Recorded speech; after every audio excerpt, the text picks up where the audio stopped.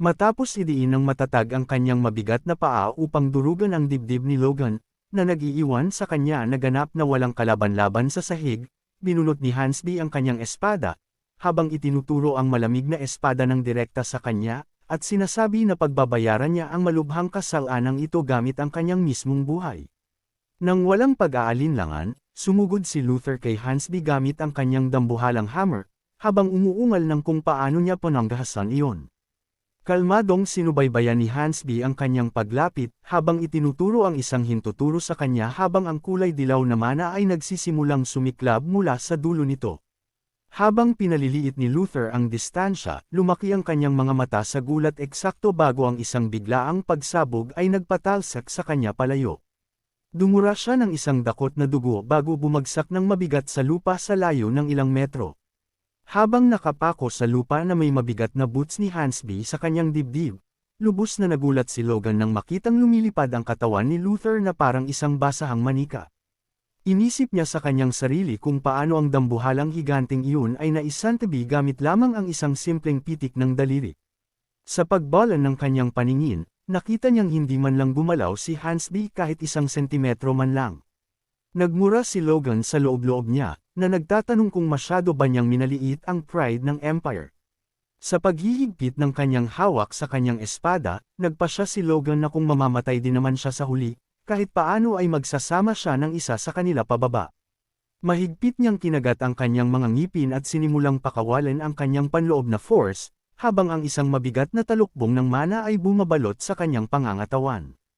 Agad na napansin ni Hansby ang biglaang pagbabagong ito at kinutya ito bilang isang desperadong huling pakikibaka, na sinasabihan siyang mamatay na lamang.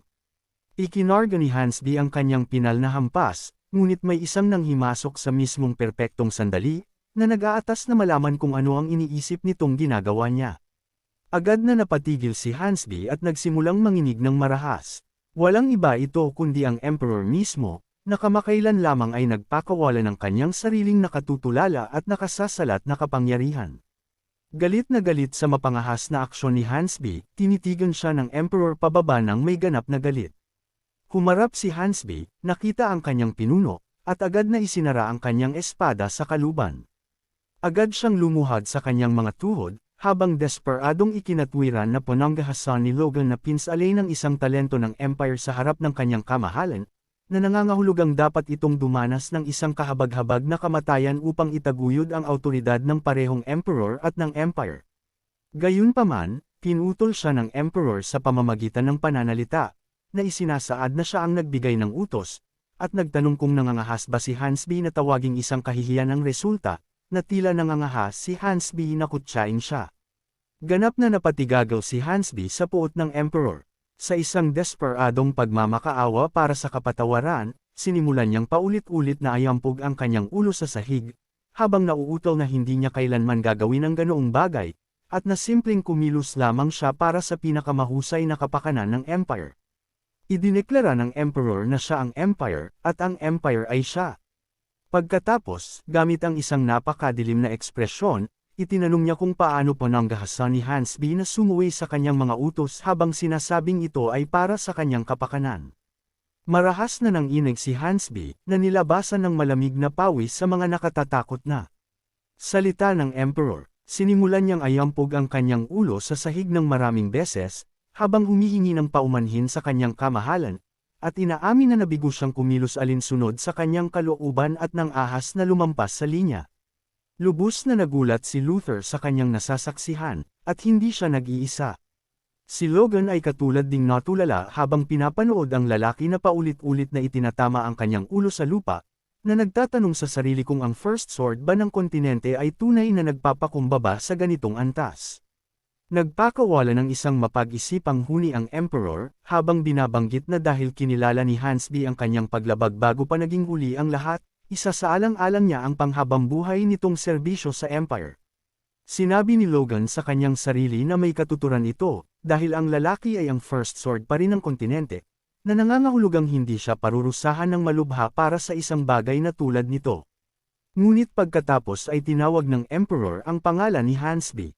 Inutusan siya ng Emperor na isuko ang kanyang awtoridad sa mga Imperial Knight at tuluyang i-forfeit ang kanyang peerage. Sumigaw si Hansby ng kanyang pasasalamat dahil binigyan siya ng Emperor ng ganoong kajeneresong parusa, kahit na ang dugo ay patuloy na umaagos mula sa kanyang noo mula sa lahat ng mabibigat na epekto laban sa sahig. Ang isang natulalang si Logan ay nagtaka sa kanyang sarili kung, gaano man ka-absolute ang awtoridad ng Emperor, posible ba talagang pilitin ng isang superhuman na sumuko sa ganitong absolute at nakahihiyang antas? Ang Emperor ay malamang na ang pinakamalakas na pag-iral sa kanilang lahat. Nagpatuloy ang Emperor sa pagharap sa karamihan, na isinasaad na habang ang mga sugat ni Jerome ay sa kasamaang palad. Gayunpaman, sinabi ng Emperor na ito ay isang ganap na posibleng resulta sa isang salpukan sa pagitan ng dalawang martial artist, kaya hindi siya magpapataw ng anumang sisi para sa insidenteng ito. Sa halip, inamin ng Emperor na siya ay namamangha sa kung paano ang pagganap ni Logan ay ganap na sumusuway sa karaniwang loika, habang idinedeklara siyang nagwagi at ipinapangako na siya ay gagantimpalaan ng naaayon. Ang mga nakapalibot na noble ay malalim na nagulat at natuwa ng sabay-sabay sa mga salita ng Emperor. Direktang hinarap siya ng Emperor bilang si Logan McLean, ang batang bayani ng Grandia, at inutusan siyang isumpa ang kanyang loyalty. Nang may ngiti, idinagdag nito na kung gagawin ito ni Logan, ipinangangako niya sa kanya ang awtoridad, kayamanan, at glory na higit pa sa anumang bagay na kaya niyang isipin. Pinag-isipan ni Logan ang pangako ng mga bagay na lampas sa kanyang imahinasyon. Napagtanto niya na kung yuyuko lamang siya at tetanggo ngayon, hindi na niya kailangang lumaban sa isang kaaway na ketekot-takot ang lakas tulad ng Empire, at madali niyang magagawa ang kanyang pinakamataas na prioridad, ang kaligtasan ng kanyang pamilya. Naisip niya na mas magiging madali ang lahat kung tatanggapin na lamang niya ito. Kaya bakit hindi niya magawa? Pagkatapos, isang malinaw na flashback mula sa kanyang nakaraang buhay ang lumitaw, na nagpapakita sa kanya na nakatayo sa tabi ng isa pang lalaki. Naalala ni Logan na mayroon lamang iisang sagot sa kanyang pag-aalinlangan. Upang mabuhay bilang isang tao, ang lalaking iyon ay si Captain Louis. Noong panahong iyon, inamin ni Logan na hindi siya lumaban para sa mga ideal tulad ng iba, at hindi rin siya partikular na nakatali sa kingdom. Ang tanging dahilan kung bakit siya lumaban ay ang purong galit na walang katulad. Bumalik sa kasalukuyan, tumayo ng matuwid si Logan at matatag na nagpahayag sa kanyang kamahalan na hindi siya maaaring magsilbi sa isang dayuhang pinuno. Sa kanyang sarili, naisip ni Logan na kahit mamatay siya at muling mabuhay, hinding-hindi niya malilimutan ang nag-aalab na galit na iyon. Napasinghap ang ibang mga noble sa matinding gulat sa kanyang walang galang na tugon. Si Luther naman, sa kabilang banda, ay nanunood habang umaapaw sa matinding pride para kay Logan. Tinitigan siya ng Emperor, nagpakawalan ng isang matalas na senggal, at pagkatapos ay sumabog sa isang malakas na tawa, na naaliw na tinanggihan nga siya ni Logan, habang binabanggit na matagal na talagang panahon mula nang may gumawa nito sa kanya. Tumayo ang Emperor at sinabi sa kanya na ang pagtanggi ni Logan ay lalo lamang nagpapatindi sa kanyang pagnanais na makuha ito. Bago maglakad palayo, binanggit niya na dahil nagpakita si Logan sa kanya ng isang bagay na tunay na kahanga-hanga, hahayaan muna niya ang mga bagay-bagay para sa kinabukasan. Inutusan niya itong manatili sa palasyo ng mas matagal pa upang maranasan ang katotohanan ng Empire. Habang naghihinuha na kapag napagtanto na ni Logan kung ano ang maaari nitong makuha, tiyak na magbabago ang isip nito. Hinigpitan ni Logan ang hawak sa kanyang espada at nagpasalamat sa napakalaking biyaya nito, eksakto bago lumabas ang Emperor kasabay ng isang casual na kaway ng kanyang kamay. Kalaunan, sa kanyang pribadong silid, isang babae ang dumating.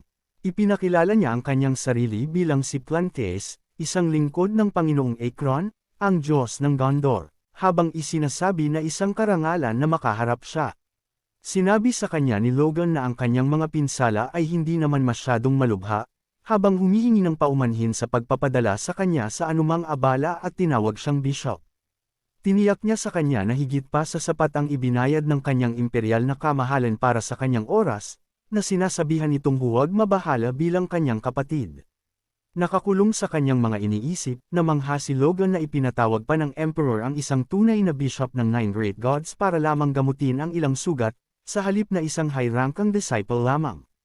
Ipinaalam sa kanya ng babae na susuriin nito ang kanyang mga sugat, na nagudyok kay Logan na magtanong kung kumusta na ang kalagayan ni Sir Jerome. Huminto ito sa kanyang tanong at pagkatapos ay ibinunyag na ang mga sugat ni Sir Jerome ay naghihilom sa isang kakaibang mabagal na paraan, habang inaming, sa kasamaang palad, ay hindi na nila naisalba ang kanang mata nito. Nagkunwari si Logan na nagulat, habang sumisigaw sa pagkagulat, ngunit sa loob-loob niya ay nagdiwang siya dahil ito ay isang dambuhalang kaluwagan. Maingat siyang ginabayan ng babae pabalik, na sinasabihan siyang mag-focus muna sa sarili niyang paggamot. Pagkatapos ay ipinatong nito ang kanyang kamay sa ibabaw ng sugat ni Logan at sinimulan ang kanyang incantation, habang nagdarasal na ang kanyang mababang disciple ay humihiling sa Nine Gods na nagbabantay sa kanilang mundo. Bigla, ang divine power ay nagsimulang magliwanag ng maliwanag sa ibabaw ng sugat ni Logan. Napansin ni Logan sa kanyang sarili na mukha itong medyo iba sa nakita niya noong kay Stella.